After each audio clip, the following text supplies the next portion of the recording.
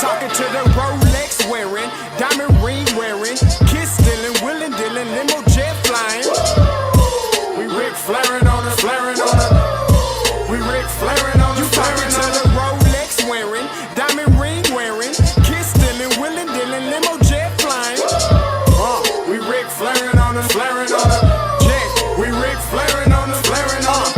It's apparent these girls staring. I'm Ric Flairin', gold across my chest. I'm fresh to death. I'm Paul Bearing, not at all scary. One eye open like Fetty Wap's and fine to these Urkels that's going in like a carry shot. Woo! I'm going in like a Mary Pop off that Mary Crop at the top flow at the Marriott. So questioning me is like questioning you. See, we the best dressed, so come and get blessed with the crew. Not one but two, different ways to slaughter your crew. Committed tat across the chest, I guess she blessed with the truth. People want to see them checks, representation of proof. Living through my elders, trying to resonate to the youth. But ain't nothing to get my flash on. Longevity is heavily embedded in my melanin. Layman terms, I last long. My grind repetitive, I'm smoother than real silk. Lyrical cash cow who can't cry for spilled milk. We in here. You're talking to the Rolex wearing, diamond ring wearing, kiss stealing, willing dealing, limo jet flying. We Ric Flairin' on us, flaring on us. We Ric Flairin' on us. You talking to the Rolex wearing, diamond ring wearing, kiss stealing, willing dealing, limo jet flying. We Ric Flairin' on us, flaring on us. We Ric Flairin' on us, flaring on us. This ain't no normal situation, this preparation with greatness. Industry full of fakeness, it's really up for the taking. See, life is what happened to you, more so how you take it. Don't get stripped of your knowledge and mentally leave you naked. I like to live otherwise. I'm sorry that I'm fresh to death. I put the polo and apologize. See, black son, we ain't nothing like the mother guys. Quit to socialize, we organize, then we mobilize.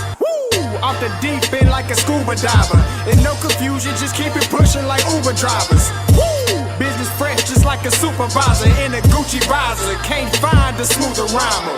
You're talking to the Rolex wearing, diamond ring wearing, kiss stealing, willing dealing, limo jet flying.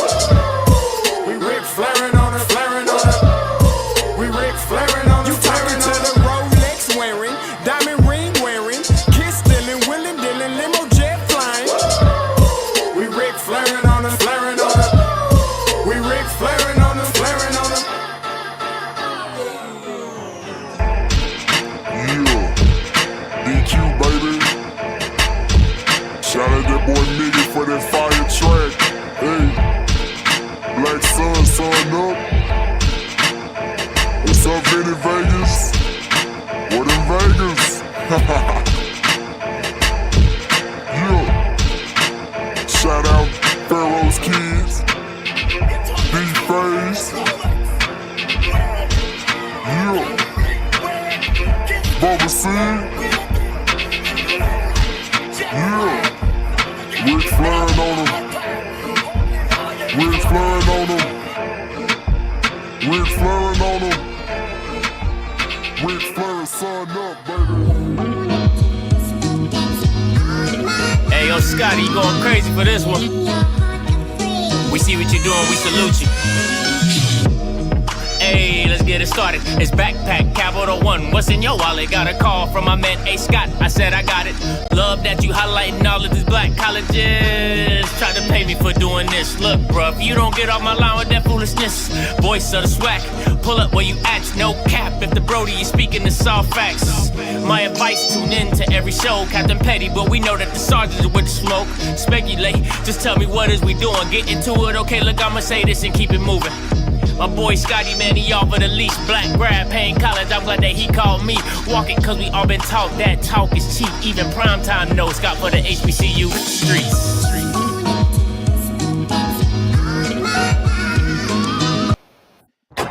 What is going on, everybody? Happy Thursday, December 7th. 12, December, I was about to say December 17th. I'm sorry. My days just be running together. But happy Thursday, everybody. Happy December 12th. Wishing all you Bamas out there a Merry Christmas. Okay. Countdown to Christmas, 13 days to Christmas. Now, listen, before I get into today's show, I'm going to ask you guys, everybody in the chat, I got 112 of you Bamas in here. Can we have a conversation real quick? I just need to have a conversation real quick before I get to. I just want to talk for a little bit. I just want to talk a little. And it ain't no. It's just some life stuff, right? Just some life stuff. Well, two things, but one is life stuff, and then other things some else. But let me know if we could just what is it? Politics? Can we politic for a little bit? Y'all members on lunch breaks and all that type of stuff. Can we politic for a little bit? I'm gonna politic with y'all. First of all, right? If anybody didn't know, I'm up here in Ohio, and it is cold as hell. Okay, it is cold as hell. Now that's like a double negative. I know that don't even make sense. It's cold as hell. It's cold as brick balls. It's cold. Okay. And I went outside today because I usually walk my kids to the bus stop. Yeah, now I don't know what it is about parents having. My mama never stood with me at the bus stop, never. And like the first time I went to the bus, my mama pulled up and like she sat there in the car and just looked until I got on the bus, and that was like maybe 4th grade. But every since then. My mom has never stayed with me at the bus. So I don't know what it is about these new generation kids that you got to stand at the bus stop until the bus come, and then you got to watch your kid get on the bus, even though my kids are like 20 steps from the house. Literally, I can literally from my office, I can see my kids get on the bus and get off the bus from my office. Like that's how close we got to the bus stop, right? So today, I hit a straight because I gotta walk my baby girl. My baby girl, she's in pre-K, so they got a bus that comes for pre-K with seatbelts and everything. She's not. Listen, is she on the spectrum? Yes, but every kid wears seatbelts, so nobody. And it's a big bus, okay? It ain't no short bus, okay? Let's be very clear. It's a big bus, and for the little kids, it has seatbelts, okay? So I don't want nobody coming for my baby girl, okay? Okay, because I know back in the day, you'd be like, you ride the short, but it ain't nothing. No, it's a big bus. It ain't no short bus. It's a big one. Okay, it's a lot of kids on that joker. All right, she goes to regular pre-K. Anyway, so I gotta walk her to her bus stop, and I gotta stay with her. I mean, come on, it's pre-K, right? So get it. So walking back, so the kids walk with me too, because it's literally like a curb over, right? Like you got a curb, a street, and a curb. My pre-K daughter goes to that curb, and they on the other curb, right? So they like, hey, Dad, from across the street, right? Listen, I usually stand and talk and laugh and joke. This ain't no joking weather. This ain't no joking weather. This ain't no he, ka. Oh, have a great day at school. Hey, listen, I catch y'all at the house when y'all get back. I straight walked past them ninjas and went straight into the house. My son like, Dad, where you going? I said, in the house. It's cold. Like, you got to stay. You're not going to stay out here with us? No, I'm not. I'm not going to school. I've done my standing. Listen, I feel like one of them old heads. I've done my standing at the bus stop, okay, with ski mask on. You know what I'm saying? I did that. My time is over, okay? Like, my wife is like, that's how my wife is like with call, because she used to work at a call center, and then she got to move to work the way up, and she was like the head trainer at Verizon or whatever, right? But she ain't doing no more call center jobs. That time of her life is over, right? So is me standing at the bus stop when it's brick outside. That shit was brick. Like the wind was like, ha, ha, ha, ha, shut up, nigga, shut up. I mean, it was cold. And I don't really believe in wearing jackets like that. I usually come outside with a hoodie. Like if it everything is hoodie weather for me, right? I love hoodies. So I'm always wearing a hoodie. But today, yeah, that hoodie was not enough, and a jacket would not have been enough. And I was sitting talking with my wife, and I'm just, you guys are just politicking with me for a minute. I'm sitting talking with my wife. I said, babe, you know that that song, that Christmas song, oh, the weather outside is frightful. I said, that Bama had to live in Ohio. Because you can't describe weather like that unless you've been through it, right? You had to be living in Ohio for that word to have came out of your mouth, because today is the only way I could describe the weather today, because it was frightful. I'm talking about, like, I'm looking out the window and all I see, because we got like construction going on, and you know how like they put those flags in the ground to like gas lines and like pole lines or whatever. Them little flags was like this. I mean, they were just a flapping and flailing. I said, "Oh no, no, no, no." It was cold today. It was so cold. I was driving like I'm telling you guys. If we ever just vlog some stuff, y'all be like, "This nigga Scotty is stupid." I was like, "Babe, you think them trees cold?" Like, that's just how I'm looking at the trees. They ain't got no leaves. They just sticks. And I'm just like, "You think them trees cold?" And my wife was like, my baby, like, she like, "I don't think trees feel anything." I'm like, "I think they do." I think they do. I think they do. They gotta feel this. It's cold. It's cold today. So, but yeah, man, I just wanted to have that conversation. It's cold, man. It's cold. Yeah. Hey, listen. With the pockets up here, you know what I'm saying? With the North Face pockets up here, but it was cold. It was cold today. I ain't even gonna hold you. It was cold today. It was cold. It was some straight up. And last thing. So my wife took my daughter to soccer practice. To soccer practice yesterday. Cause I was trying to get her out the house, you know, she been with the kids or whatever. So I was like, "Hey, babe, you know, go take Eris to soccer practice, whatever." I was like, cause you know, she don't really care about soccer. So all she gonna be doing, I'm like, that's a perfect time for her to scroll. You know what I'm saying? Our daughter doing soccer practice or whatever, and she just scrolling. You know what I'm saying? Just TikTok, Facebook, Instagram. You do whatever you want. You know what I'm saying? For a whole hour, ain't nobody calling you, ain't nobody saying, "Miss Akila, babe." You just by yourself. No, not of it. No. I thought she was home free. She said she got there and like white people just like some of the white parents just started talking to her. And I'm like, they never talk to me. Maybe I'm not inviting. I don't know. What they never say nothing to me. So she's like, I couldn't scroll. I couldn't do my thing because like this parent was talking to me, then this parent was talking to me. And then she was like, yeah, the grandfather, he's a white man, of course. She was like, he didn't even have a coat. Now, mind you, it's Ohio in December. It's cold. And then it hit me. It dawned on me. I was like, I see why white people are more accustomed to staying in the cold arena, because like if you're more likely to be sunburnt, why not go to places that you're less likely to be sunburnt at? You get what I'm saying? Like if like for black people, we can, but it's very rare. Not rare, but it doesn't happen very occasionally where black people are sunburned, right? So it's like we don't mind migrating down to the south. You know what I'm saying? With nice little sun, little melanin, you know, get nice little, get a nice little tone or whatever, get darker, whatever you want to do. But it's like for the whites who to protect their skin, it's like, why not come to an area that's more cold than hot? Right? Like that just started pondering. My mind just started working. I was like, that just makes sense. So the Caucasus Mountains, that's what I'm saying, right? You know what I'm saying? Just the Caucasus of the mountains. But anyway, okay, I'm done. I'm gonna get, I know y'all want to get to the day show. I just talk. I just want to politic for y'all. You know what I'm saying? So shout out to Lincoln Heritage. I used to work for this company. I man, listen, that was a fair. Okay. Last story. I promise. Last story.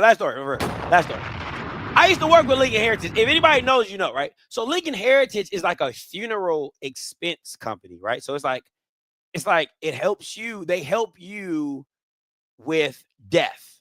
So like if you buy a policy from Lincoln Heritage, they'll literally do your whole funeral for you. Like you call in, you pay a monthly fee or whatever, and then whoever you got the policy on who dies, you just call them and they literally take care of everything for you. So it's a funeral expense company, right? So they take care of everything for you. Now listen, the weirdest dog, I swear to God. The weirdest thing is for Lincoln Heritage is that you gotta go to, like, this ain't no over the phone type stuff. When I was working Lincoln Heritage, you had to take your presentation, go to somebody's house, and do the presentation and get them to buy, you know what I'm saying, like a death policy, funeral expense policy. And I'm talking about I have been inside some of the nastiest homes. Oh God. I was just looking around like you don't even know where to put your presentation at. You be like, oh, you can just put it right there on the table. No, I can't. I can't. This table is nasty. Oh my gosh. Listen, anybody who sells stuff like anybody who has to go to your home and sell, listen, more power to you. I was there for like 2 months. I was like, I can't do this. I probably sold like 3 policies. I can't do it. First of all, I'm not a salesy type of guy. You know what I'm saying? I don't like no. You know what I'm saying? As soon as that's a whole nother thing. Anyway, let's get into today's show. All right. Bump all that.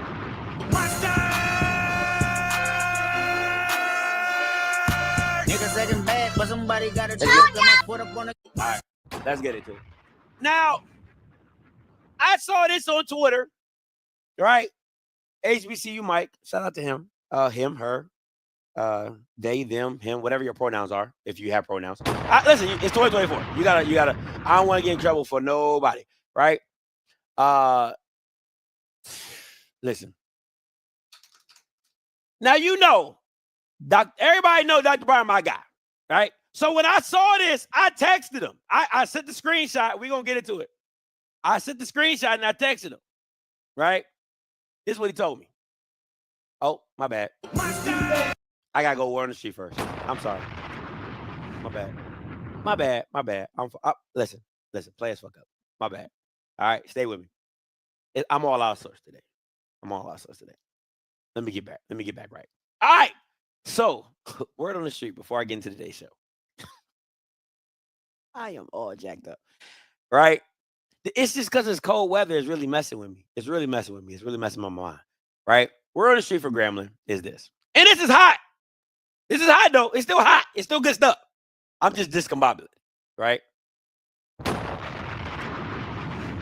Now, y'all know, if it's one person in the whole state of Louisiana, if I had a top 3 of people I could not stand in Louisiana at their job, number 1 is Travion Scott. Number 2 is Eric Dooley. I'll let you. Oh, number 3 is Mark Fredericks.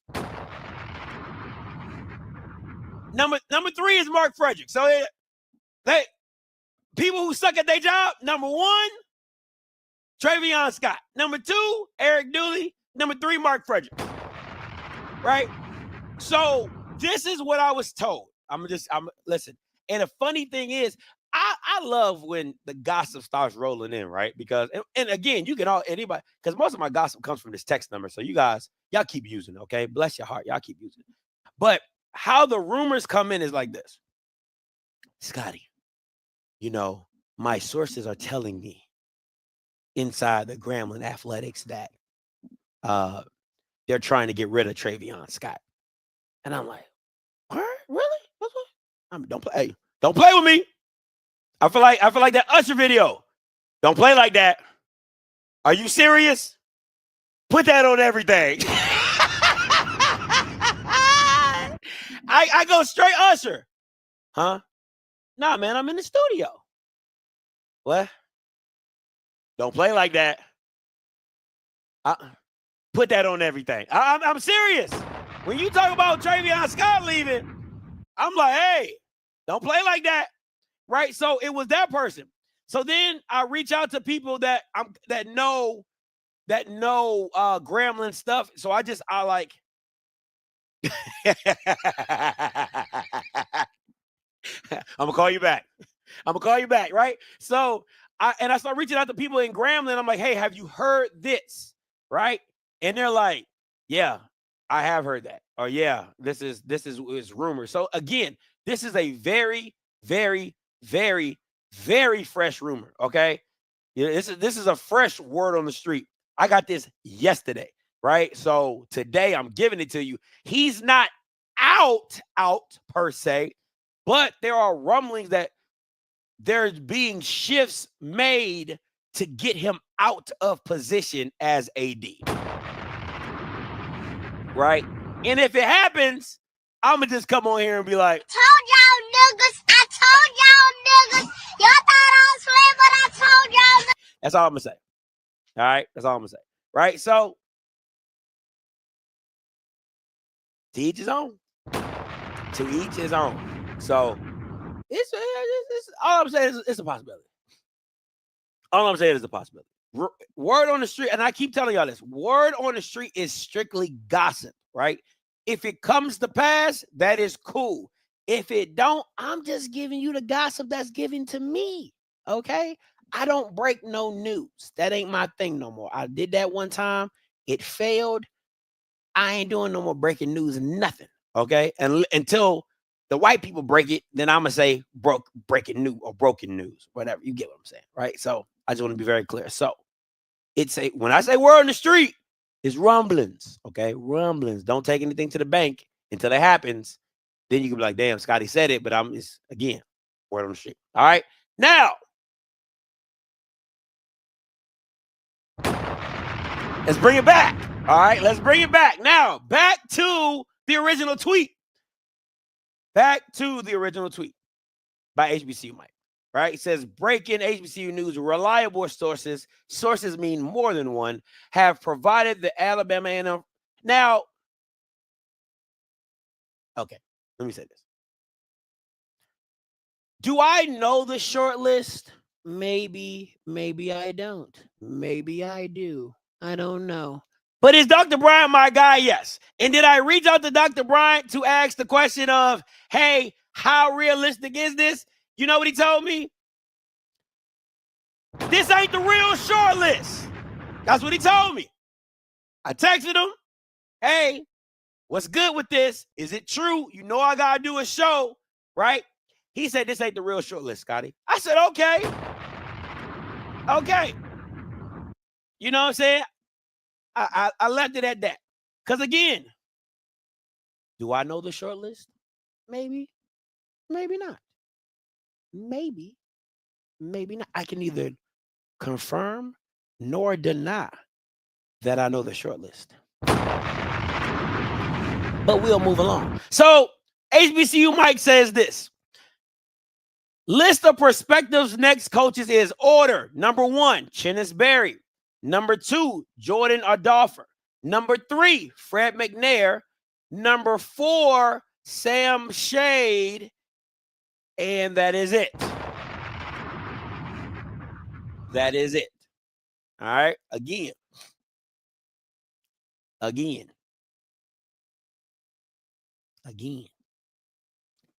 Do I know? Maybe not. I can neither confirm nor deny that I really know the short list. But let's play along and says this is the short list. All right, let's just play along. Let's play along.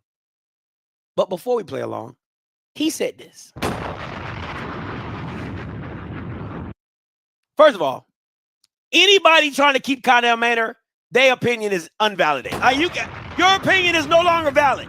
If you make a tweet to tell me why to keep Connell Manor and all he's done for the last 3 years is lose, your opinion is no longer valid. I'm sorry. You just can't make sense. He says Manor has a foundation built of losing and did without nutrition past 5 p.m. and only $333 monthly NAL money during the season. He deserves a raise. No, what this nigga deserves is for him to give his money back so they can add it to the NIL money. That's what they need to do, HBCU Mike. He deserves a raise. A raise where? Raisins. I like raisins. You know what I'm saying? I like raisins. But a raise? No. Now listen. If that is true, it's tough. I ain't gonna lie. That's tough. That's tough for anybody. Right? I'm not gonna. Are there things that can be fixed? Absolutely. I'm not gonna say like it's not fixable or things should not have been fixed. But let's be very clear.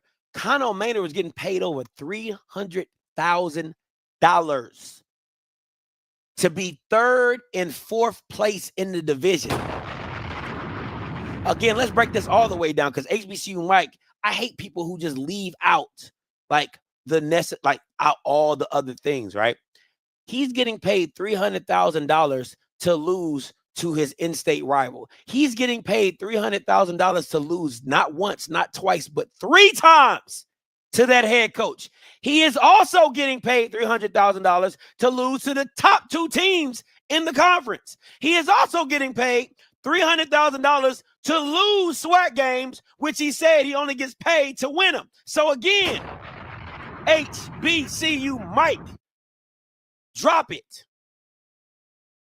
Because this ain't even a discussion that he should have been fired. And again, if HBC, let me bring this up, man. Because I'm so sick and tired of this NIL stuff. I really am, man. I really am. Let me send y'all this. Let me show y'all something. Because what kills me is all the excuses that these HBCUs make about this NIL stuff. Let me bring this up to you. Let's read this together, shall we? Transfer portal by the numbers. 2,700 FBS football players entered the portal in 2024. 25% of FBS football players entered the portal in 2024.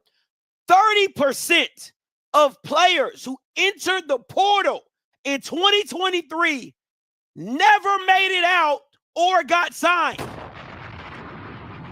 That doesn't include FCS players. Again, I'm going to keep it a buck with you. I'm sick and tired of hearing about NIL.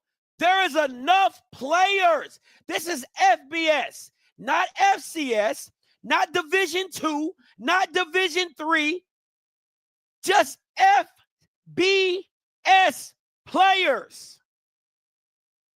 You should be focused on the nutrition. You should be focused on strength and conditioning. You should be focused on the coaching. You should be focused on the facilities.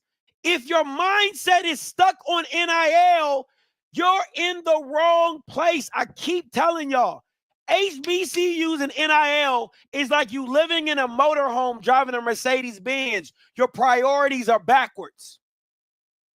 Your priorities are backwards. And again, if a player is in the portal long enough, I promise you, all they're going to ask for is a scholarship and a chance. Is it anything wrong with NIL? Absolutely not. But if I was a school in the HBCU, the only way you get an NIL deal from my school is if you give me multiple years. You had to been in my program for at least a year before you get. I'm not paying a new kid to come to my. I'm not doing it. I'm not doing it. I'm going to reward kids that have been in my program for multiple years. I'm going to reward them. The ones that stick it out, the ones that have rolled with me, that are riding with me. Why? Because those players are going to tell the newbies, hey, if you ride it out, they'll take care of you. But they don't pay first-year players. Just like freshmen with cars. Freshmen don't get no cars. And I promise you, if there's a kid in the FBS portal that got stats, you're not getting them. Let me be very clear about that. If there's a kid coming from FBS that has some decent stats, you cannot afford him. I was talking to, I want y'all to hear these numbers, right? I really want y'all to hear these numbers. I was talking to a player who is coming down. He was playing FBS and he's coming down. I said, how much were they paying you at your school? He said, now mind you, he was a freshman. He was getting paid $10,000 a month. Has no stats. Top level recruit. he was getting paid $10,000 a month. He just told me he spent $50,000 on a brand new chain. I'm telling y'all, it's a different game out here. Now, I will say this. If you're a program with the NIL deal and you're saying, hey, we're going to give you an extra $500 or $1,000, that's cool. But keep your word. Because when kids start coming out talking about you lied or this booster reached out and said he could do this and he can do that, that's where you're going to get. That's where you're going to get into some flaky areas. I'll keep it a buck with you. There's a coach that I know from Arizona, and we were chopping it up. He said one of his skilled players got hurt. Listen to me now.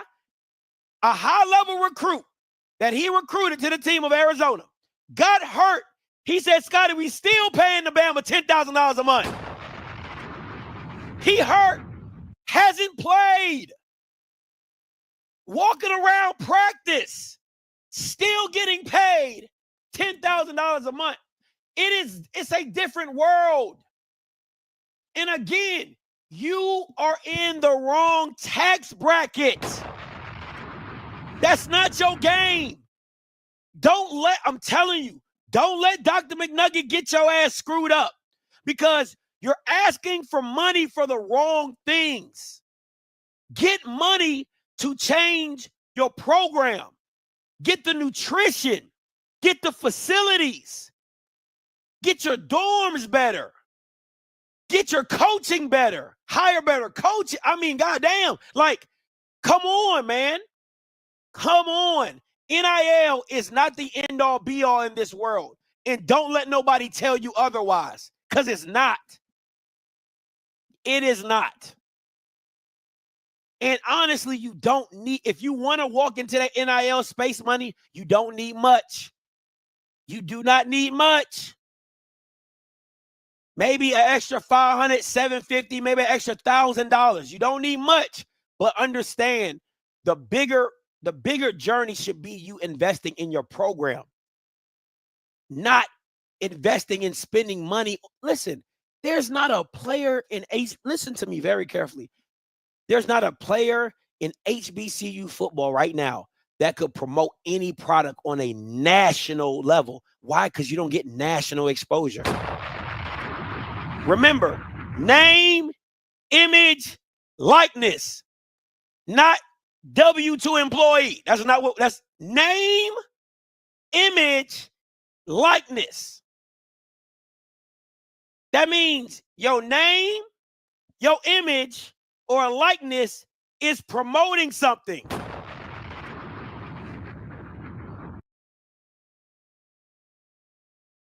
Again, and there's enough kids in the portal that you do not have to pay. Tell your coaches, stop being fucking lazy and do their due diligence. There's enough kids, again. There's enough kids in the portal. And this is just FBS. This isn't D2. This isn't D3. This isn't NAIA. This is just, mind you, Giovanni Gibson, the only offer he got was UAPB. He came from a Division II school, if I'm not mistaken. He came from a Division II school. The only offer the Bama got was UAPB. And now he got 43 offers at the FBS level. Or, no, I'm sorry. That's Eric Rivers. Giovanni got over like 10 offers of FBS. Again, it makes my point. One of the best receivers in the SWAC came from a Division II school and went to UAPB. Shout out to the wide receiver coach at UAPB.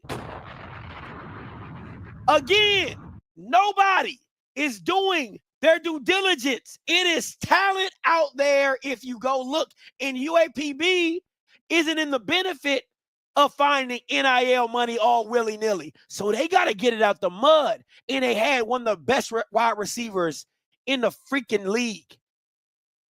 And he was the only one to get an offer from them. Come on, man. You see what I'm saying? Do you see what I'm saying? Now imagine Giovanni Gibson at a Southern. Imagine Giovanni Gibson at a FAMU. Imagine Giovanni Gibson at an NCCU. Imagine Giovanni Gibson at a Grambling. But you want who you want. You get who you get. And then you got coaches talking about, oh, if we could get this player with the NIL money, we just got to get him some NIL money. Go find somebody else. If he's that good, somebody going to come get him. Go find somebody else, coaches.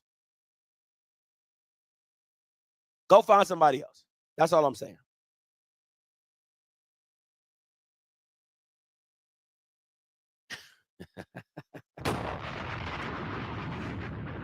We know he was at UAPB. Congratulations. Congratulations. So it just is what it is.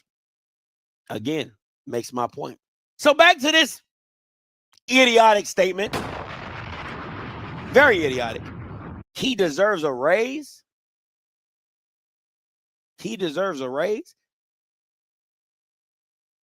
Okay. Let me read this part. Let me read this part to y'all. He deserves a raise. Who on the list will be able to win the SWAC at Alabama A&M in the next 3 years? Listen to the question. He didn't ask who could beat Magic City Classic. He didn't ask that because Maynard wasn't going to win. If you keep Maynard, is he going to win the SWAC in the next 3 years? So that's a dumbass statement in itself. You know he's not.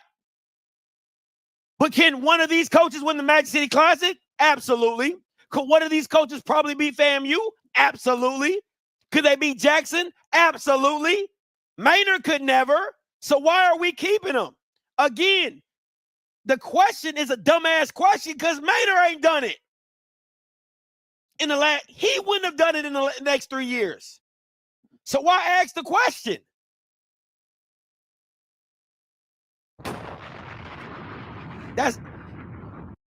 The question should have been, could any of these coaches do better than Maynard? Because that's really where you're at. Because it's like, okay, if we're trying to elevate past Maynard, why would we hire a coach that we feel could do the same as Maynard? That's a reasonable question because that doesn't make, he's right. That wouldn't make any sense.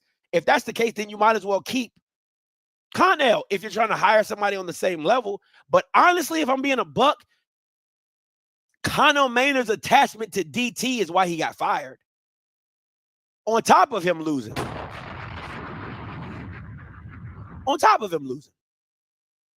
His connection to DT, didn't want to let him go. That's his man. Okay, that's your man. Your man. You and your man's about to be out on the street. He with you? He with you? Both of y'all can get it. Both of y'all can get it. So, dumbass question, but whatever. All right, let's go through these coaching lists, right? Let's go through this. Let's say it is Chinnisberry. The cons. A&M got money like that? A&M got money like that? Because you're going to have to pay South Carolina State a buyout. Y'all barely wanted to buy out Connell Maynard. So now you got to pay Maynard another year. You got to pay the buyout of South Carolina State, and you got to pay Chinnisberry? Oh, why? Why? Why would you do that? Is he worth $1 million? I don't know about that. I like Chinnis. I don't think Chinnis is worth $300,000 in South Carolina State, but that's to each his own. That is to each his own. That's just, I'm just keeping it a buck with you. I don't think he's worth $300,000, but that's just me, right? So you got that. And why would he leak? Dog, the MEAC is so easy to get to MEAC championship. You literally got to beat 5 teams, and you don't even have to play a championship game. Why would I leave that? Why would I leave that? And why would I leave that for an Alabama A&M rebuild? So let me get this straight. I'm already settled in to South Carolina State. I got a buzz going. I'm in the championship game. I'm in the Celebration Bowl. I only got to win 5 games to go back. Even if I have a down year and don't win 9 games, I can at least go 6-5 and win 5 MEAC games. And I'm in the championship. Why would I do that? Why would I do that? Now the pros, he's electric. Hey, let's keep it a buck. Chinsbury's electric. You gotta go to work, man. You know, I tell the boys every time, 1-0 every week. You know what I'm saying? Gotta go to work, kill a gnat with a sledgehammer, right? Like the mailman. Rain, sleet, snow, gotta go to work. Gotta go to work, right? He's electric. You can't get by it. He's electric. Absolutely electric. All right. He knows the SWAC, right? Was at Southern, knows the SWAC, and he's a proven winner. He's a proven winner. Now, if Coach, listen, I ain't gonna lie to you. If Dr. Bryant if he pulls that off, I think that is the heist of the century. And if he wins the Celebration Bowl, what? So he wins the Celebration Bowl, and you steal him, and he goes to Alabama A&M. That is the heist of the century. Of the century, if he pulls it off. It's an expensive heist. Now, again, is Chinsbury worth $1 million? I'll let you be the judge, but I would stamp that with a hell no. Okay? Hell to the no. But it's all about what you're willing to pay for. It is all about what you're willing to pay for. And I'll tell you this, he would put the SWAC on notice. I'll tell you that. Because a lot of those kids from South Carolina State, where you think they're going to go? The portal is a wild place. The portal is a wild place. And, whoo, it will be tough. So, I mean, it'll be crazy. It would be crazy. Boy, it'd be the heist of the year. It would be the heist of the year. I mean, he's literally 1 year into his contract, and you buy him out to bring him over. That's tough. That's tough. I ain't going to hold you. I'll be like, damn, man, if y'all got money like that, so why y'all keep Maine around for so long? Black people will pay for what they want. Remember I told y'all that. Black people will pay for what you want, what they want. All right, next up, listen. Fred McNair. Now, he got some old ways, man. You know, old dogs don't like to learn new tricks. Now, who's to say he didn't learn something being a tight end coach, you know, taking a step back, kind of reevaluating himself and all that type of stuff. He could have got some new, you know, kind of got it reinvigorated, maybe excited, but new relationship, right? Like, and what I mean by new relationship is you've been with a girl for so long, you know, you just like the way your girl do stuff, you know, the way she do it, you know, the way she cook, the way she clean, right? Is he a good fit for Alabama A&M? Are they a good fit together? Who knows? I do not know. In innovation, listen, a lot of Alcorn fans will tell you they didn't like the offense the last few years until he made that switch to, what was that dude's name that left? Joseph, something like that. But, you know, when he had Rotten, Elliott, Alcorn fans was complaining, right? So, again, Fred McNair's a stubborn guy. He's going to do it his way, right? So, a lot of old ways. Is he going to be innovative? And, you know, is that new relationship going to work? Because it sounds good, but, you know, him and Alcorn were like peanut butter and jelly. You know what I'm saying? Him and Alabama A&M might be peanut butter and peanut butter. Peanut butter and sardines. It might not go together. Yeah, Phillips, right? So, solid coach and established winner. Fred McNair is like the Bill Belichick of this thing, man. He really is. Like, you respect his resume. You respect his moniker, his mystique, right? But again, is he the same without Tom Brady? No. And that's how I feel about Fred McNair and Alcorn. Is he the same without Alcorn? I do not know. And that's the kicker with McNair. Was it just something special with Alcorn? Because we were like, man, Scotty, he was doing a lot with a little bit at Alcorn, but he loved Alcorn. Alcorn and him are like, they're symbiotic, right? He needed them, they needed him, and it worked, right? So the question that I would ask is, can McNair change with the school? Can he blend in somewhere different? And that is yet to be seen, and we don't know. So it would take a school taking a chance and saying, hey, we believe that McNair isn't just an Alcorn guy. He's just a solid coach, and he can recruit anywhere. I mean, I ain't gonna lie to you.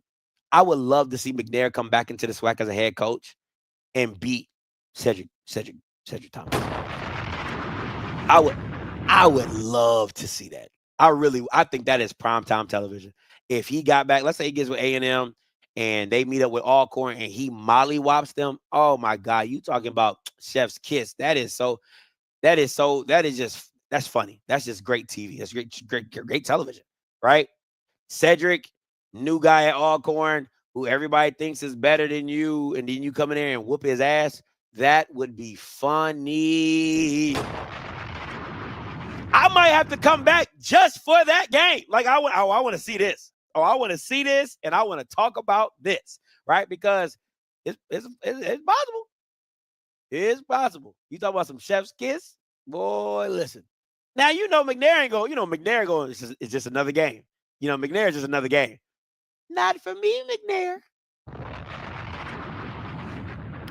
Not for me. Okay? But we got Fred McNair. Now, next up, Sam Shade. Sam Shade's gonna give you some so-so excitement, right? He's not the flashy talker, preacher type. He ain't that, right? He's a solid football coach. That's what he is. He's football. He's on a prove it deal, right? That D2 to D1 transfer. Can you make it? Can you do it?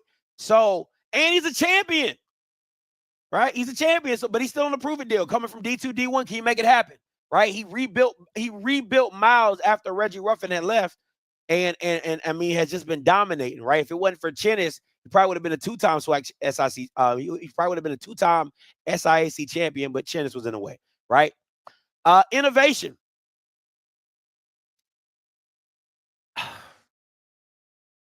I don't believe this was the right one for him because I don't know his offense well enough to say if it's innovative or not, right? So I can't say that. So let me just leave innovation off. I probably was a rollover from the last one. Now, Alabama recruiter. Listen to me. Nobody can recruit the state of Alabama. Okay, let me keep it a buck with you. If we're recruiting the state of Alabama, it's Eddie Robinson number 1, Sam Shade number 2. Right? And Sam Shade is a close number 1. Like, they are great Alabama recruiters. They know the state. They got connections all up and through the state. Listen, I think Sam Shade is a very, very, very good hire. And I'll tell you this, and I'll tell you the reason why. Is because I'll never forget Smash went down to the Alabama State and Miles game, the one that they won, the one that Miles won. He called me on the sideline. He said, Scotty, these boys big as shit. That is his exact words. He said, I don't think Alabama State is ready for these boys. They big as shit. That's what he told me. So I'm looking at it like this. If you can get that type of talent down at Miles, I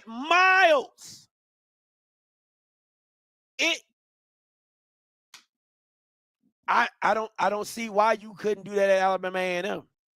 And you did something Maynard couldn't even do. Let me school you in, HBCU, Mike. Sam Shade beat Eddie Robinson. Some kind of Maynard don't know nothing about.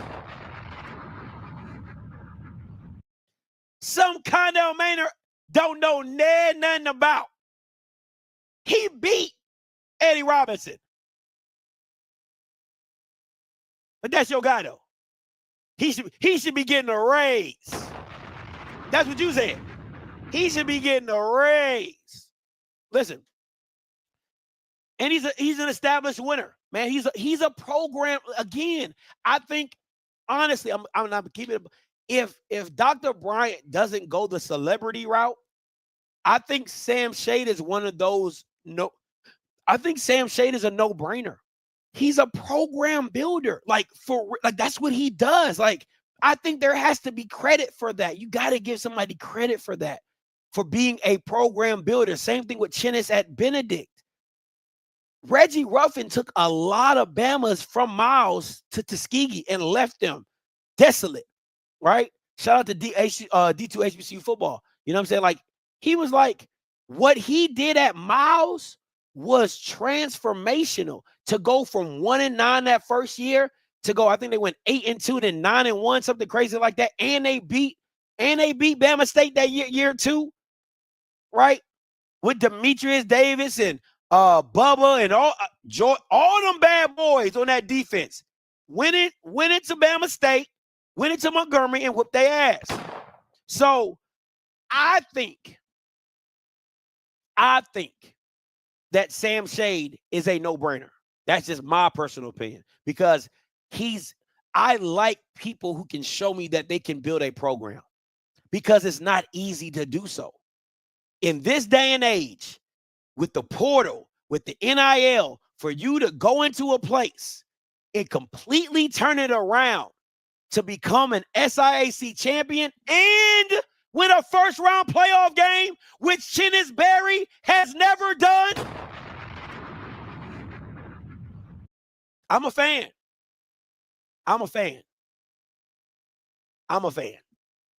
So I'm gonna just leave it at that. I think Sam Shade, I think that the same way I felt about Willie Simmons going to FIU is a no-brainer, I think Sam Shade to A&M is an absolute no-brainer. You need a rebuild. You need somebody who actually cares about defense and stopping somebody. That's all I'm going to say. That's my 2 cents. Right? Next up, Jordan Cons. He a white man. I mean, goddamn. We know how the HBCU space feel about white men. Okay? He's a white man. I should have put white man 3 times. White man, oh yeah, white man. Right? Like, we know how y'all Bama's feel about white men.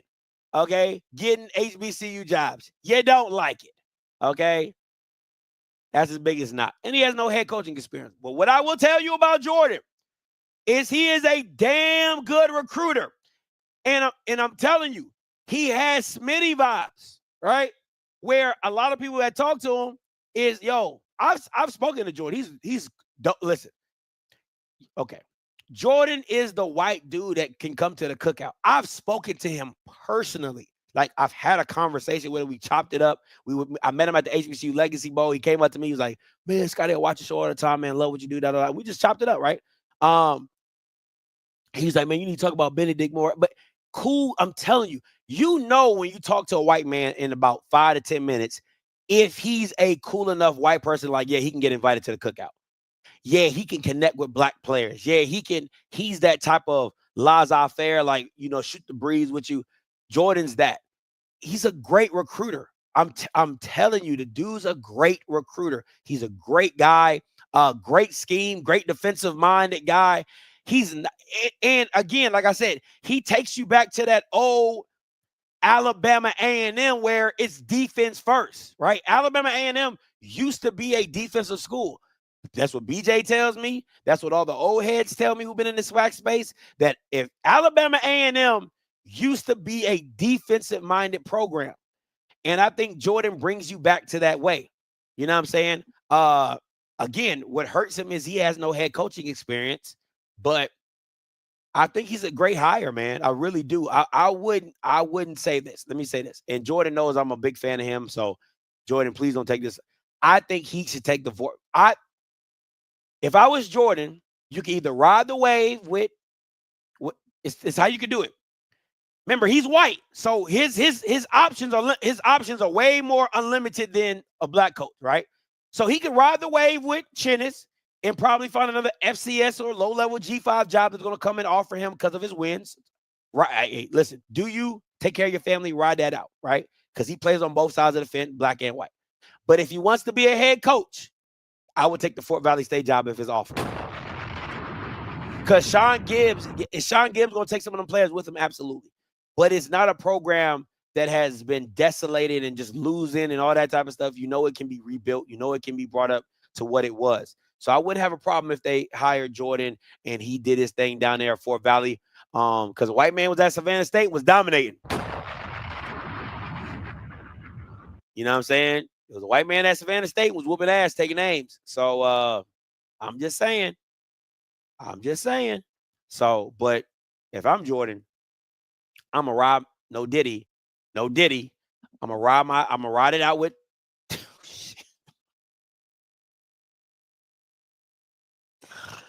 woo. Hey, no Diddy. But I'm gonna have to change it up. No Diddy. I will wait my time at South Carolina State and wait for a PWI offer job to come my way, because it will. It will. If they continue to keep winning the way they're winning, beating a Tennessee Tech and all those type of things, and I don't know if a team scored over 30 on South Carolina State all year. You know what I'm saying? Like, I think NCCU was like the highest amount of points, and I think it was like 20, or FAMU and NCCU are probably the most points that been scored on South Carolina State, and that's out of like 2 or 3 games. You know what I'm saying? So Jordan is he's a bad boy. You know what I'm saying? You meant bad boy like Diddy. Oh my God. He's a bad man. All right. So shout out to you, Mr. Jordan. You got my vote, bro. You got my vote. I mean, if a white man in the state of Alabama, all I'm gonna say is you're not losing anything. That's all I'm gonna say. A white man as your head coach in the state of Alabama, I see some big white offensive linemen in your future. I feel like Miss Cleo. Call me now. I'm just saying. So it is what it is. But man, I'm opening these call lines up for a little bit. 518-263-8124, 518-263-8124. You are the only participant in the conference. All participants are muted. Let me say this, man. I can neither confirm nor deny that I know the short list. Can't give you that. All right. But I appreciate your sources, HBCU Mike. And I appreciate your sources for the show, because I needed to do a show today, and I ain't had nothing to talk about. I ain't want to do another word on the street, so this was absolutely perfect, man. As I say always, there's a ram in the bush. All right, so I was able to do the show. Now, I'm speaking as if I was AD Bryant, not on behalf of AD Bryant. I am speaking.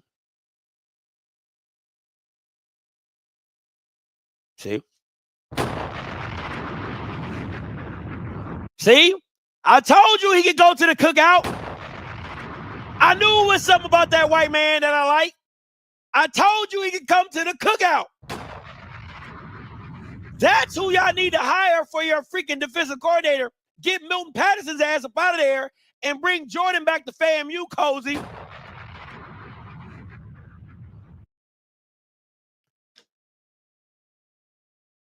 That's all I'm saying.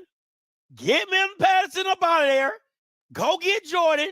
Bring his ass. He'll be your Smitty Part 2. Do what you do, but watch my shoes. You know what I'm saying? So, what? Boy, get that Bama in a heartbeat. I will go get that Bama in a heartbeat. But anyway, I'm gonna speak as if I'm AD Bryant, and I'm gonna keep it a buck with you. If I'm AD Bryant, and I know that my fan base is ass, my announcer is ass, my band is so-so, my season ticket buyers are trash, right? Like, I feel as though you need a spark, and a spark does not come from a Sam Shade. Now, again, everybody loves a winner. So at any point in time, if Sam Shade took over and started dominating, everybody loves a winner, and people love to brag about a winner, right? So if Sam Shade wins, all this is mute. If Fred McNair wins, all this is mute. But me, in knowing just kind of the ebbs and flows of football, would I take that? I would take a risk on a celebrity hire. I really, really would. I would, but y'all know me. I'm a celebrity guy all day, every day. I would take the risk of an Ed Reed. I would take a risk of a Ray Lewis. I would take a risk of, I think that's it right now, because I don't know what's up with that Michael Vick situation. So, you know what I'm saying? And then, you know, Michael Vick, Bulldogs, it's very, very, very, very touch and go. All right, very, very touch and go. You know, white people don't ever let nothing go about no dogs. You know, black people be like, shit, my cousin fight dogs. You know what I'm saying? Like, I seen a few pit bulls go down in my time. You know what I'm saying? Black people ain't gonna care.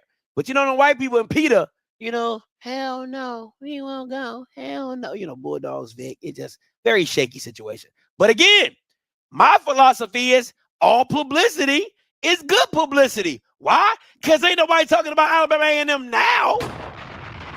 Ain't nobody on no national news now, right? And again, it's the same thing if dummy Travion Scott would have kept Art Browse. All publicity is good publicity.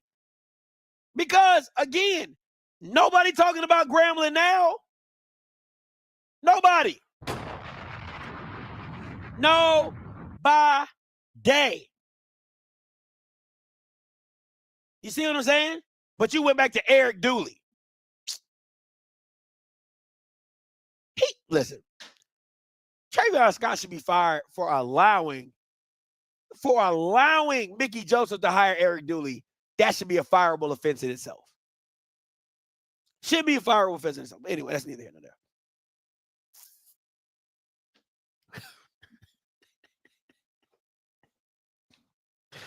Oh, I hate y'all.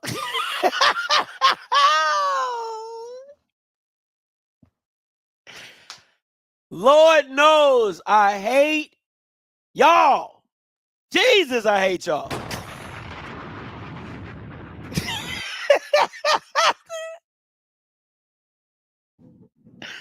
Oh my gosh, man. Something is wrong with you guys. Jesus Christ. So, you know, again, but if I had the opportunity to do it, I'm pulling the trigger on it. I'm pulling the trigger, right? I'm pulling the trigger because the excitement alone is going to make your program. The excitement alone is going to bring in money. The excitement alone is going to get season tickets to be sold. The excitement alone. Now, again, are A&M fans bougie? Absolutely. They're the bougiest. Right? They're the bougiest. So I get it.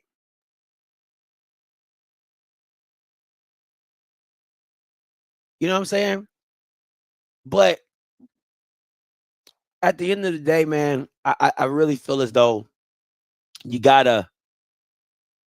Let me just say this: A&M fans, you guys are in great.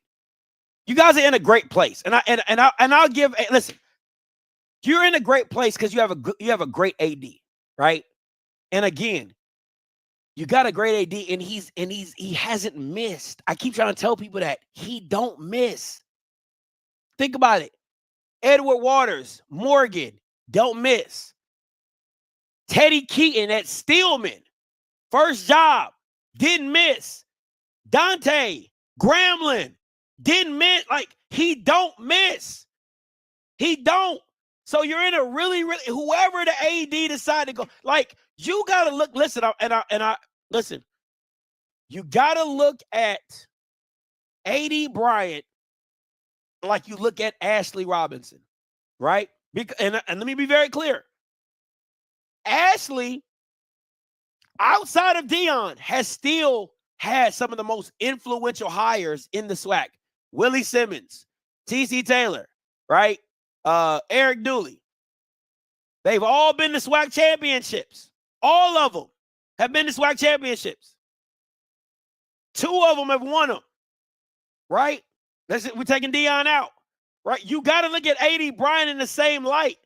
Teddy Keaton, first job hire at Stillman, right? Dante Jackson, NCAA tournament victory at Grambling. He hired him.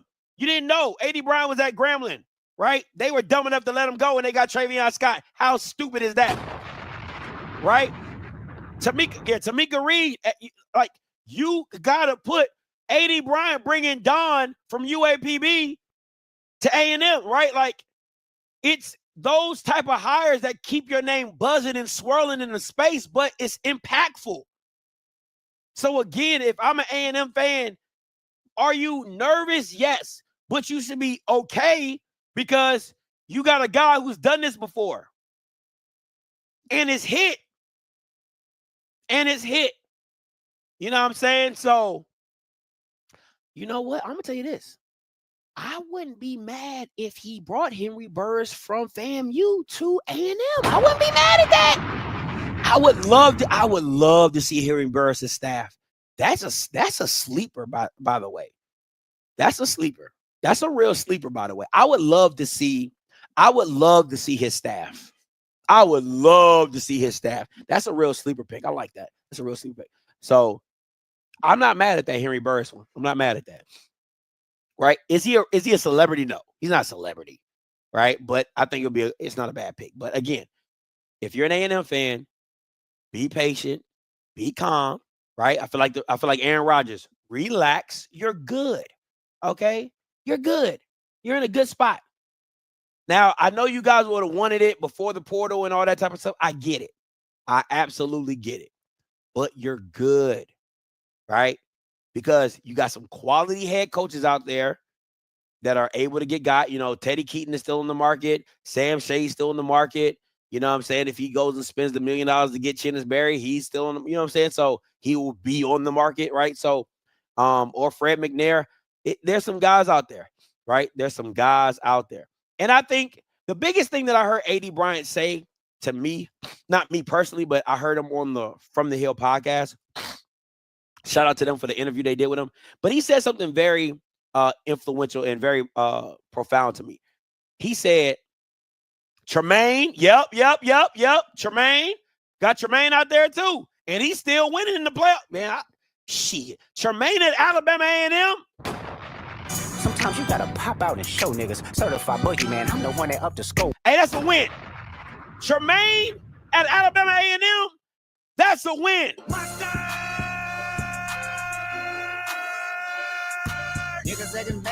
I like that. You know why? Because A&M is just literally a skin color away from being Valdosta State. If Alabama A&M was white, they're Valdosta, right? They just don't got the white fans and the excitement. But they literally same thing, bougie. Right? Bougie. Nah, I don't like that analogy. That's not very good. Because they actually care about football, and A&M don't care about football. Sorry, scratch that, erase that. That's not a good analogy. Because Valdosta State cares about football. A&M doesn't. They're a basketball school. So skip that. But Tremaine Jackson would be a great hire. Okay, let's break this down. I look at it like this, right? I don't think people understand the pressure that Tremaine Jackson is under. He's a black man coaching at a PWI that has a reputation of being a champion. Like, they're like the Alabama of Division II. You come here, you better win. That is a level of expectation on a black man. Listen, he's black. He's black. And they have an expectation to win. They don't give a damn what you look like. You better win. And to me, I don't know how many coaches can walk into a place. A lot of black, because listen, as much as I love Willie, for him to walk into FIU and them having expectation of championship and the pressure of that, and he's black, and we could have got a white guy, and all those type of, you hear all those type of voices in the background. Oh, we should have got a white guy. Oh, we could have got this white coach, and he was available. And all that, you hear all that, all the murmurs, all the rumblings. If you're not winning at a high clip, right? Listen, it's different. It's different, and I think, and this is the thing. I think Tremaine, going into the HBCU space, he's going to bring that Valdosta standard and expectation with him. I think that would be an absolute phenomenal hire, because listen, oh, you're not going to like what I say. I don't think there's a program in the SWAC that takes winning as serious as Valdosta State. Sometimes you gotta pop out and show niggas. Certified boogeyman, I'm the one that up to score with them. Walking. I'm going to let that sizzle in your spirit. I don't think there's a program. Listen to me. And y'all can say whatever you want. I don't think there's a program in the SWAC that takes winning as serious as Valdosta State.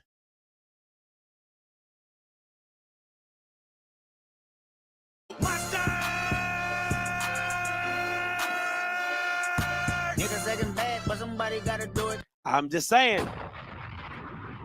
So again, bringing a coach like that to the SWAC with that Valdosta mindset, nah. I think that would be a recipe for disaster for the SWAC. I really do, because he's a damn good coach, and to have that Valdosta mindset of championship and winning and how to win the right way and all, yeah, that's different. That's absolutely different. And the reason I say that is because, and this is why I say that, the reason I say I don't think there's a program in the SWAC that takes winning as seriously, I think, and let me say this, I think Southern, okay, let me be very clear. I think Southern Fam and Jackson probably are those three that I would be like, yeah. But the issue that I have is how you go about finding your coaches. This is why I say you don't care about winning as much as Valdosta. Valdosta, as a PWI, as a bold-faced white institution in the South, said our best chances for a coach was a black man. There is no school outside of Alcorn that would say to themselves, our best chance to win is to hire this white man. That's some facts for your ass. That is some facts for your ass. And we're not talking about a conference championship. We're not talking about a kissing my cousin down the street, Georgia South, or we the Georgia national champ. We're talking about national championships. Not kissing cousin championships. Not, hey, we don't like the playoffs, so we're going to do our own thing in the D2 world, and not that. We're talking about real national championships. And they say, you know what? I think this white man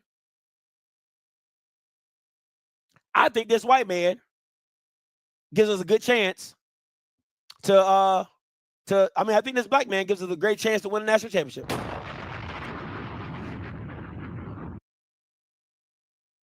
No school in the SWAC would do that outside of Alcorn. They've already done it, and they showed you what Jay Hobson did. All Jay Hobson did was come into the space, clean house, whoop y'all ass, and then dip and went to Southern Miss and lost.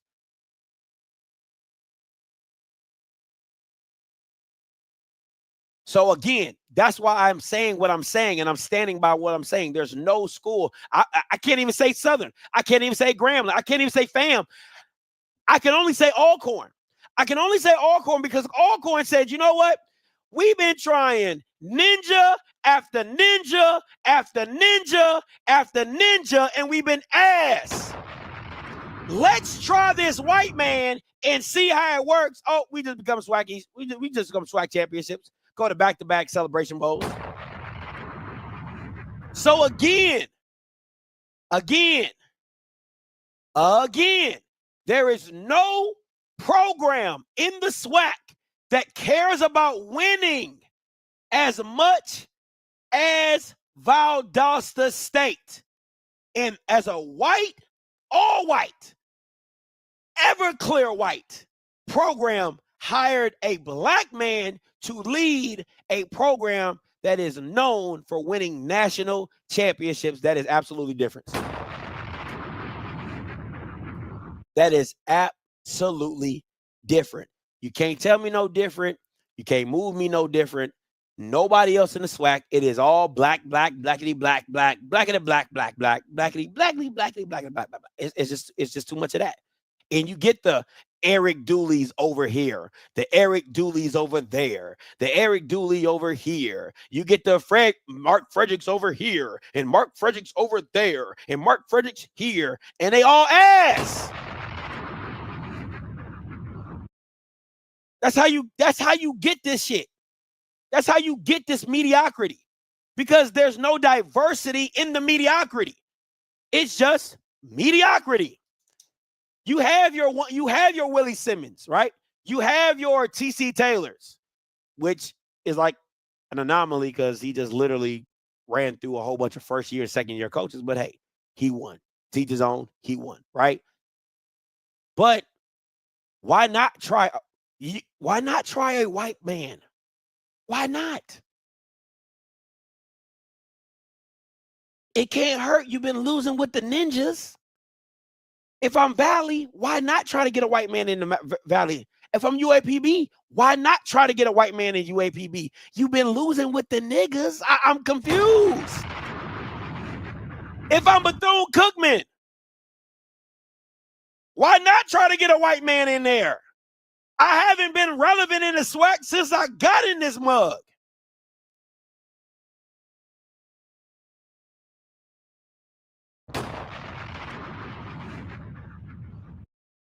Again, I'm the problem, though. I'm the problem. But, hey. Again, should it be possible? It should be. Why aren't white men getting interviewed for these positions? Why aren't white men being put in coaching searches by your searching platforms? Because if you're telling me this is the shit that you cannot realistically tell me you're doing a national search and no white person comes up. Like I was born at night, but I wasn't born last night. Come on, man. What are we talking about? You telling me, oh yeah, we're getting a firm and doing a national coaching search and none of them niggas is white? Not one of them? Not one? You literally hit the filter button and said niggas. That's what you did. You can't have a national searching hire and a national search firm and then all the names are black. You hit filter, you hit ebony, and you left it at that. That's what you did. Ebony. Recycled. That's how you filtered it out. Ebony, recycled, SWAC. Oh yeah, man. This strong right here. This a strong list right here. A list of 8. A list of 8. Listen, I disagree. Listen, is every white man willing to coach at HBCU? Absolutely not. But as a white person, if you feel like Jay Hobson probably looked at Alcorn like the ultimate stepping stool. If I go to this HBCU and dominate, there's going to be a white school like, shit, if you could do that there, we got way more money than them. If I was a white man right now, I would if I felt like I was a good white head coach, I would interview at any HBCU. Why? Because they're the ultimate stepping stools for white coaches. The ultimate stepping stool. You know why? Because they can cross over faster than a black coach. Because if I go to a Grambling, if I go to a Southern, if I go to a FAMU, if I go to a Alabama A&M, and I have 2 or 3 good seasons, and I'm in a championship game and I'm doing this, you don't think a G5 gonna come get me? You don't think a top level FCS program gonna come get me? You don't think a Power 4 school gonna ask me to be a coordinator? They're the ultimate stepping stools. If I feel that my coaching is better than the SWAC and I can dominate and I can recruit, come on, man. Like, you know what I'm saying? So again, it got to be a fit. It has to be a fit, but I'm just saying, like, at the end of the day, and I'll tell you this, and a lot of it was funny to me, the same black coaches that you're asking to come into the space, a lot of them would say, and a lot of them I talk to, they say, well, Scotty, you know, I would, but I don't want to get stuck. I'll do my couple years in the white space, and then, later in my career, I'll coach at a HBCU. That's what a lot of them tell me. That's what a lot of them tell me. But you have your lifers like the Mark Fredericks, like the Eric Dooleys, right? You have your lifers like that who they never have to be more than what their environment asks them to be. I'm going to say that again slow enough for y'all. You have those type of OCs and those type, like the Kano man, like you have those HBCU lifers who never have to be more than what their environment asks them to be. So they can have bad football because a lot of the people around them aren't playing good football. So it just looks like what it is. Like, I'm part of the norm. There's no growth. There's no expand. There's nobody. That's why Willie Simmons was such an anomaly, because there's nobody pushing the space further. There's nobody pushing Deion pushed the space in, showing its limitations and showing that you're not recruiting nobody. That's where Deion pushed. He brought the eyes, but Deion showed you, okay, very simple. I don't need to do much. Bama's ain't got no quarterbacks. We're going to man up, blitz, and we're going to do what we do, and I'm going to out-recruit you because I'm Deion Sanders. That's how Deion exposed you. Then Willie exposed you because you're not creative enough. You're not good enough offensively, right? That's what that is. So that's where you see the shift in them just being better than their environment, and it was head and shoulders above that, right? Like you can see that you're just better than your environment. It's like a kid in 3rd grade who's reading at a 5th grade level. You're better than your environment. We got to move you up. So again, if you're not adding innovation, if you're not adding something new to the pot, what you will keep seeing what you're seeing. You will keep seeing what you're seeing. Everybody, and let me be very clear. TC Taylor is on a 4th grade. He's on like a 3rd grade going to the 4th. Like you can see TC is graduating, but everybody else is staying in the 3rd grade. Every other OC outside of Tony Hall and TC Taylor are in the 3rd grade. The white boy from FAMU, 3rd grade. Alabama State, that horrible ass OC, 3rd grade.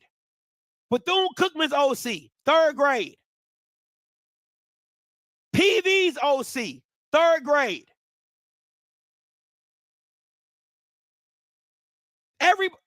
TC, he graduated to the 4th grade, and he's not doing anything. He's just reading at the 4th grade level. He's not a genius. He's literally just reading at a 4th grade level, and it makes everybody else look bad. TC the kid, damn, you still stuttering? The word is coach.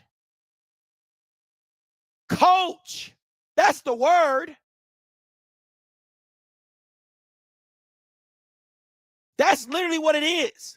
And again, I'm going to be real with you. A&M is the only coaching staff offensively that is reading at a 4th grade level, but they're so bad they can't move up. They disruptive in class. They don't listen to nobody. They keep getting held back in the 3rd grade, even though they're supposed to be in the 4th. That is A&M. That's DT, Maynard, Ma. You can see it offensively. They're always top. They were always top 5 offensively. Always. Go look at their stats. Crazy numbers. But toxicity. Quarterback switching out. No defense.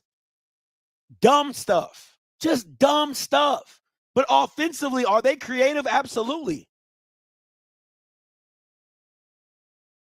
You see what I'm saying?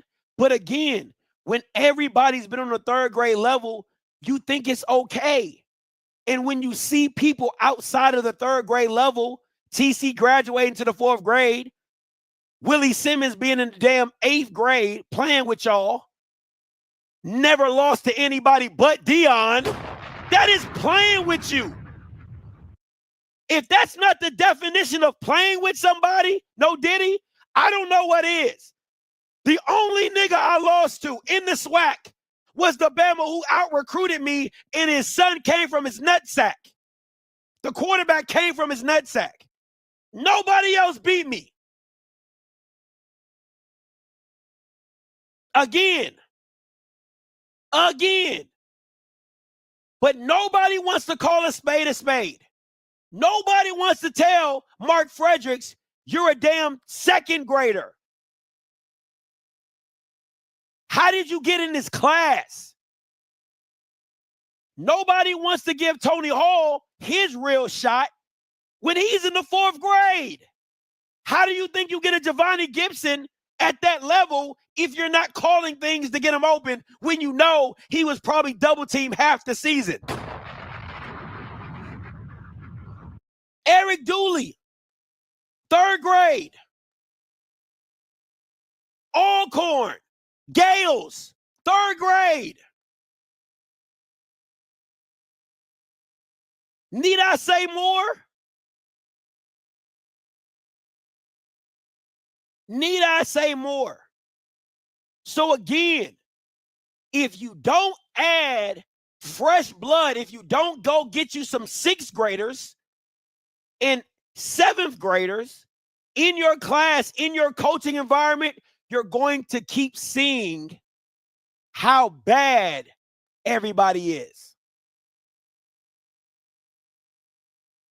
And I'm telling you right now, if UAPB had an offensive line, they would have beat a lot of you Bamas. If UAPB had an offensive line, they would have beat a lot of you Bamas. For real. Now, their defense was bad. Their defense was bad. But that offense and that O-line, if they had an O-line, they would have beat a lot of you Bamas. For real, for real. For real, for real. But Mekhi Hagan was always running for his life. So.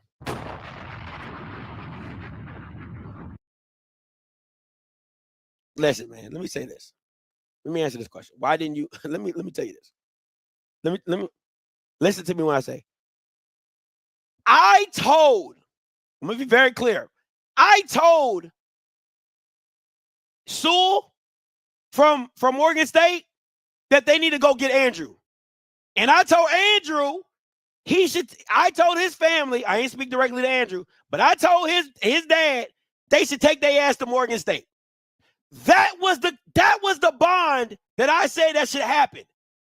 Andrew should have took his ass to Oregon State because why? You have a defense that plays at a high level and they needed a quarterback. That's all you need. That's all you needed. And they would have protected Andrew with the running game that they got. Andrew probably would have ran for about 150 a game and probably threw for about 200 a game or whatever. But that combination would have been deadly. Absolutely deadly. That's where I said he should have went. I never was on board Alabama State. Never. I said they got great facility. Let me tell you what I said about Alabama State. Every player that's left Alabama State, they've loved Alabama State. They never had anything, nobody ever had anything wrong with the city. People, they always loved the environment. A lot of them never wanted to leave. And I told them, I said, listen, there's no player that's left Alabama State that said anything bad about Alabama State. I said, I'm just telling you what I know about that coaching staff and that new OC. I said, it is bad.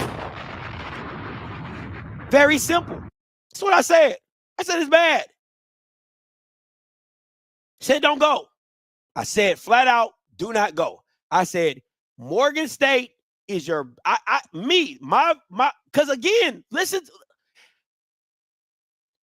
you only needed 5 games. You only, oh my, like, I'm looking at the bigger picture. If my son's a quarterback, right, I'm going to go to the easiest pathway to get my son in a championship game. Why? Because it's going to be on national television. And you saw the last time you saw Andrew on national television, what did he do?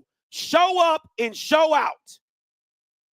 So if I know my son has that ability, I'm going to put him on the shortest path to get to the championship. And Morgan State was the shortest path to get to the Celebration Bowl. Shortest path. Now, that's it. That's all I got for you. That's all I got for you. Period. I thought that was a no-brainer. An absolute no-brainer. Right? Because Andrew gets the Power 5 competition. He gets that G5 competition that you need on your resume, right? You get the G5. Let me see Morgan State's schedule real quick.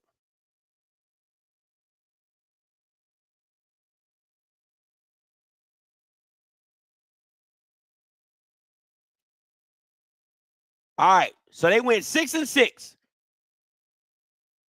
They played, all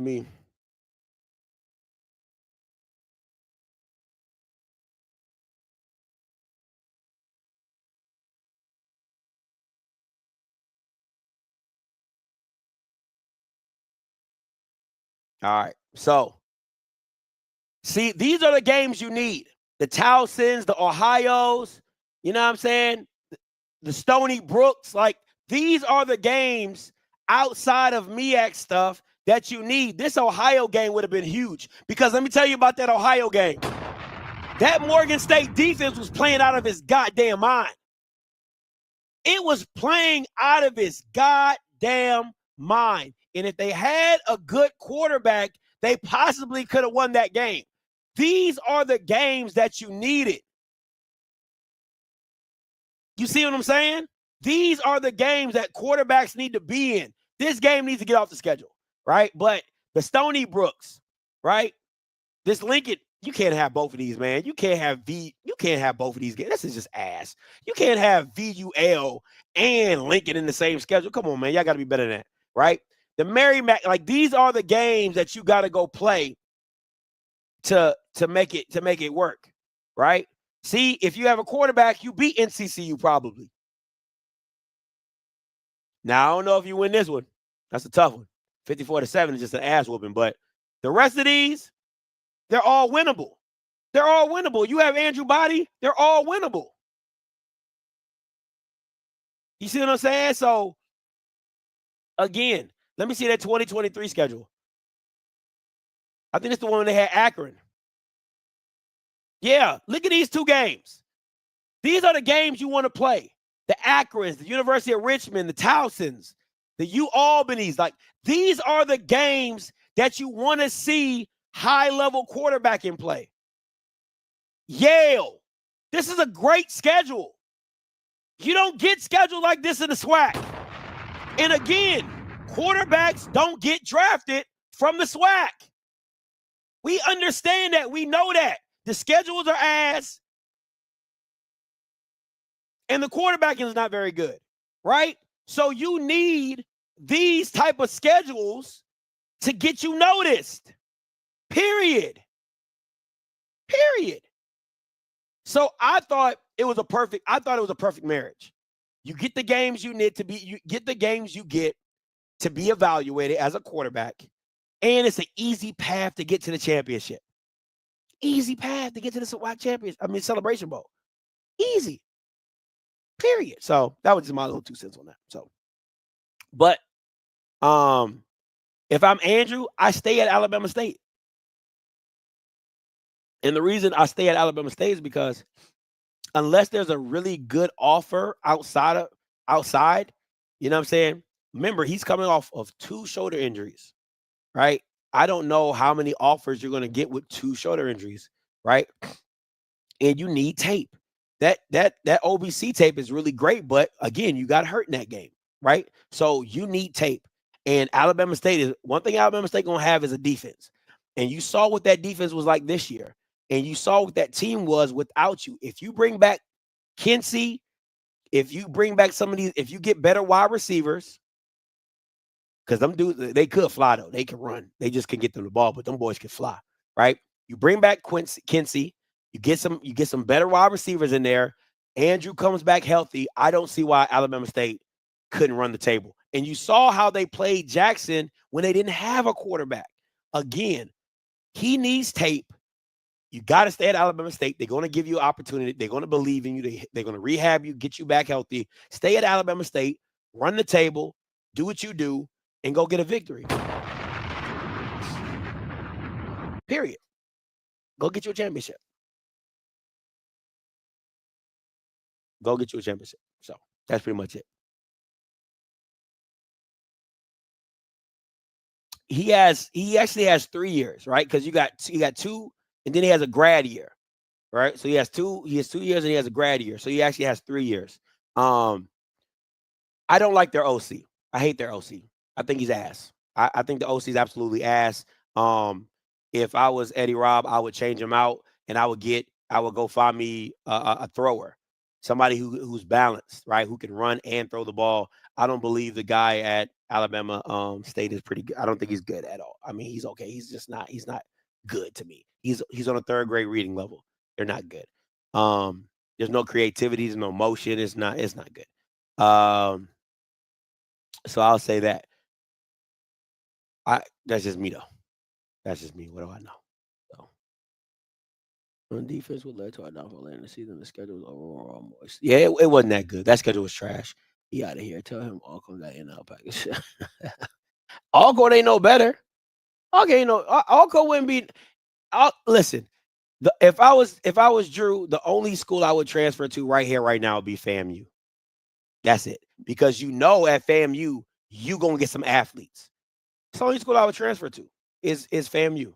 Inside the SWAC is FAMU. Now, honestly,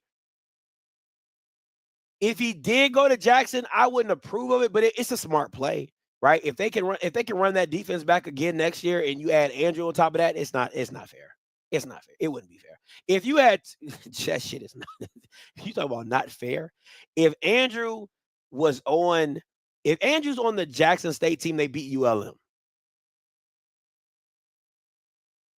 They go undefeated. If Andrew is on Jackson State, they beat ULM. There's no doubt in my mind. They absolutely beat ULM, right? So if you add Andrew to that Jackson State team, and I think most of that team is coming back. Ashton's coming back. I know True. I think True's graduating. I think Nobles might be coming back. You know what I'm saying? Like, it's a very finicky situation. But if they bring back those running backs, Ahmad, Terrell, you add Drew to that form, and that's not fair. That's not fair. All right. Scotty, what about South Carolina State? I don't think that would be fair. I don't think that would be fair. with it all depends. Caden High, that means Caden High coming back.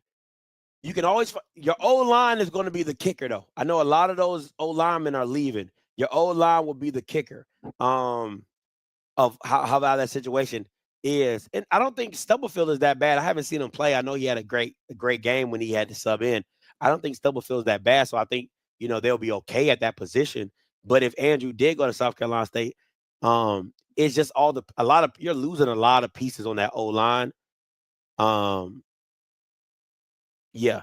Now, I think that's a great fit. And the reason I feel it's a great fit is because they're going to Eddie George be scheduling.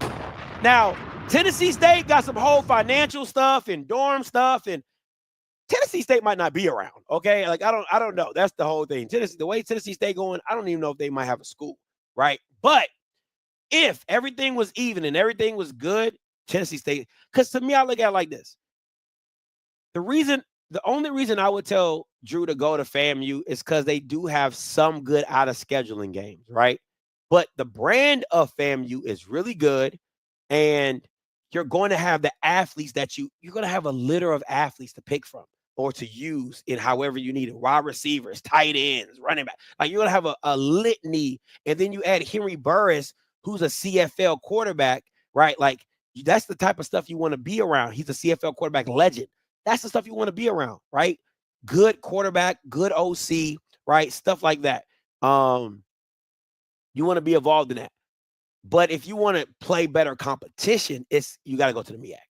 You got to go to the MEAC. If you want to play better competition, you got to go to the MEAC, period. Or go to NCAT, or go to Hampton, or go to Tennessee State. If it's about the competition, you go to the cousins, right? NCAT, Hampton. I mean, listen, I'm going to be honest with you. I think Andrew at NCAT is a smooth move because you're going to play some high-level CAA football.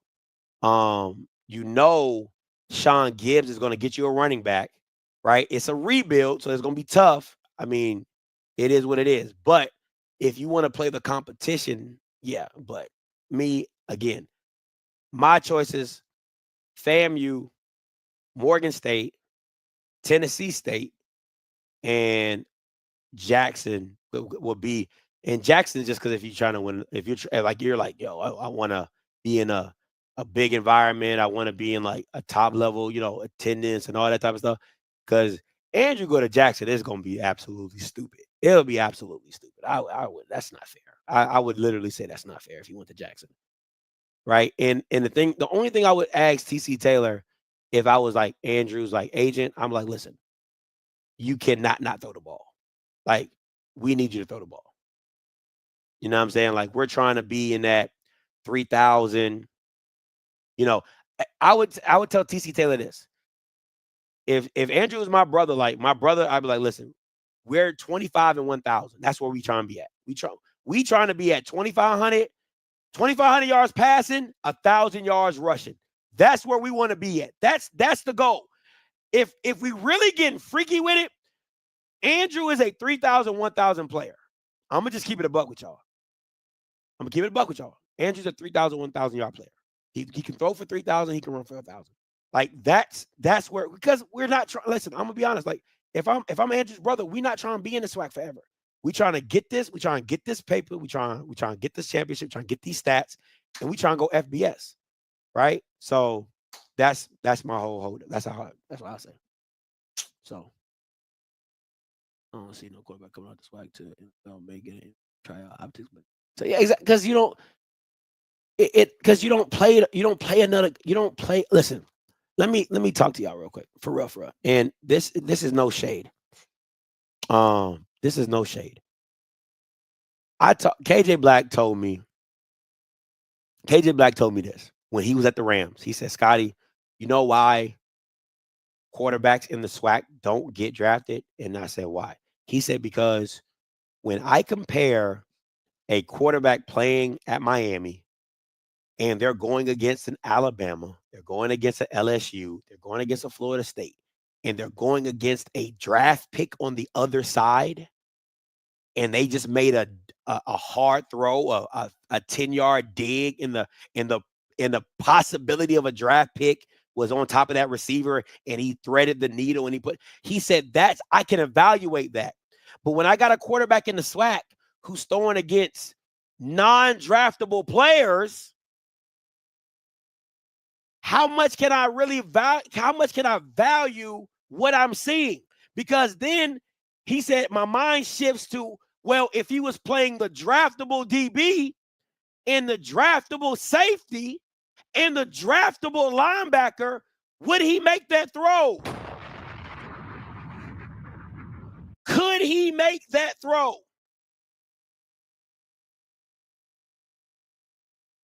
And that's what it comes down to. That's what you guys aren't thinking about, is how scouts are valuing the talent as well as the competition. It matters. It matters, right? It matters. So it's a lot of it is a lot of it's situational. Like what situations are you being placed in? But people love to bring up Steve McNair, but people do not talk about his stat line. And his stat line was stupid.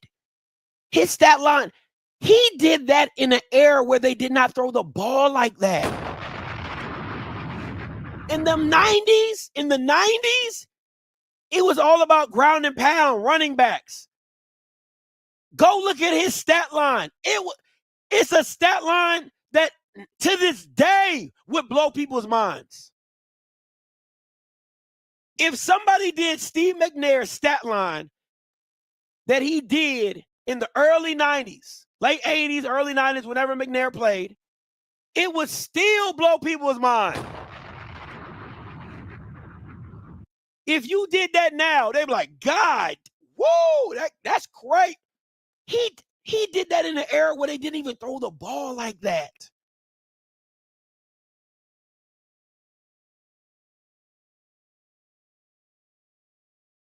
That's all I'm saying.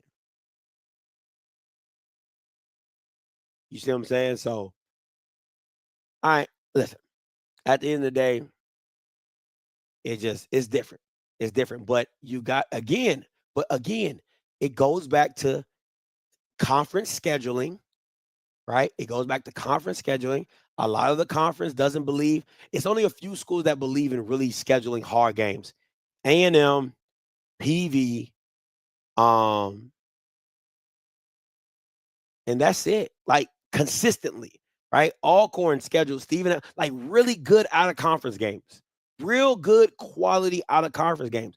You got to tell your coaches to schedule better games for people to look at your conference even remotely like, oh yeah, there's some ballers down there. So it is what it is. But listen, that's my time, guys. Listen, until next time, you know what I'm going to do. I'm a holler. God bless.